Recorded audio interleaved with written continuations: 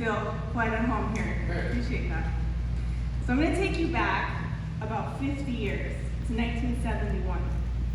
And this is going to be a place that's about 60 miles south of Tokyo. Some of you might know it, Yokosuka Naval Base in Japan. Anybody been there? Yokosuka? So at that time, pulling in a port was the aircraft carrier, the USS Constellation. And aboard the USS Constellation was a naval strike fighter squadron called the Blue Diamonds. Anybody familiar? Awesome. So the Blue Diamonds were also referred to as VA-146. And VA-146 was actually responsible for being the first to do missile-guided bombs in combat. Actually, laser-guided bombs in combat. And they also had their attack aircraft, the A-70s, Corsairs, that did night missions all along the North Vietnamese rivers and also airstrikes along Hanoi Harbor. And the reason I know this is because aboard the USS Constellation was a 24-year-old Jewish kid from Brooklyn who was damn good at riding motorcycles. He was great at mechanics, but he was best at finding every single bar, both on and off base. And that petty officer from 3rd class was my dad, Jacquelyn. So he spent most of his years in Vietnam overseas. He served on 4 aircraft carriers as an aviation machinist mate. I'm Air Force, so I'm trying to get these Navy terms right. So when he came back, really, that was the beginning of his lifetime of service. When Vietnam ended, he went back to what he loved doing, which was working on, riding, and building motorcycles. And he had the opportunity as well to work for Harley-Davidson, which is probably one of the highlights of his life. But that didn't last for too long. After a few years, he decided, let me cut off this hippie hair and let's put the uniform back on. And Wayne, you'll appreciate this because he joined the Army National Guard in the 1st of the 18th Cav. And he was soon to become the very first aerial scout observer in the Cav. And he got that title by being able to guide the flight of helos through the night, and they say he could only have done that through the light of the moon. And that way he earned the call sign Moondog. But Moondog wasn't done yet. Moondog wasn't done yet. After that, he decided to pursue a career in law enforcement. And he joined, not too far from here, Colton PD.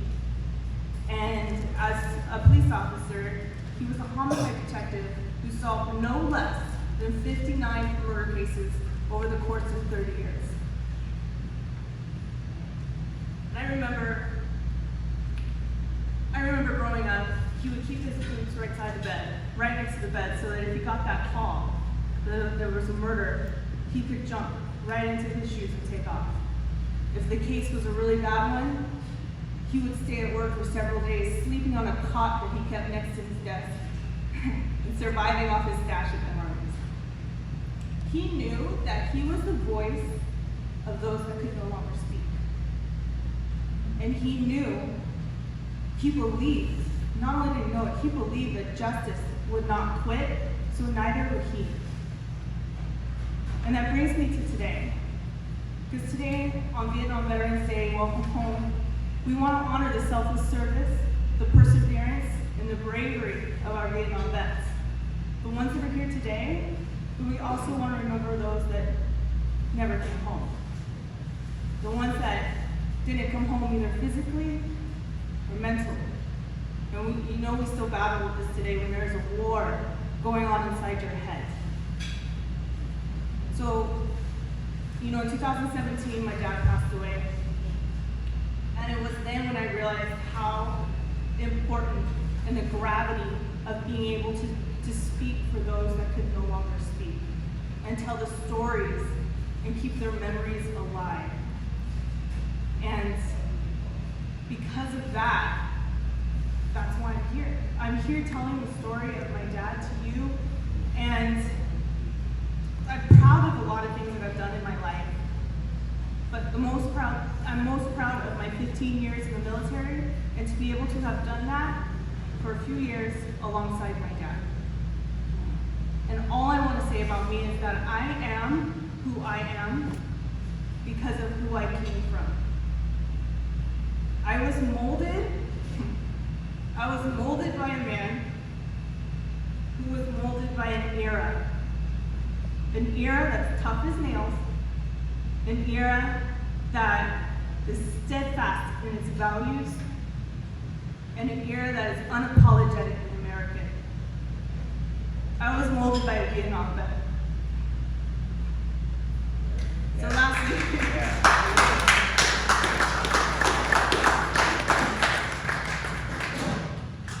So lastly, I just want to talk to you for a second, a little story. In 2012, the military did what the military likes to do, and it sent me somewhere. And of all places it sent me was Yokosuka Naval Base in Japan. And in 2012, I'm standing there on the other side of the world from here, quite possibly in the same spot where my dad stood 4 decades earlier. And I gave him a call. I said, hey Dad, guess what? I'm in Yokosuka, staring at a big ship. And he goes, I'm waiting for him to say something profound. And he says, oh, excellent, Jackie. I wonder if those great bars are still right off base. I said, yeah, I'll go and check it out. And when I get there, I'll make sure I have one for you. So he signed off with a, that's my girl, and this home was for him. I dedicate it to him and to all the Vietnam vets here today and their family members here to support. Thank you for molding us, and thank you for your service.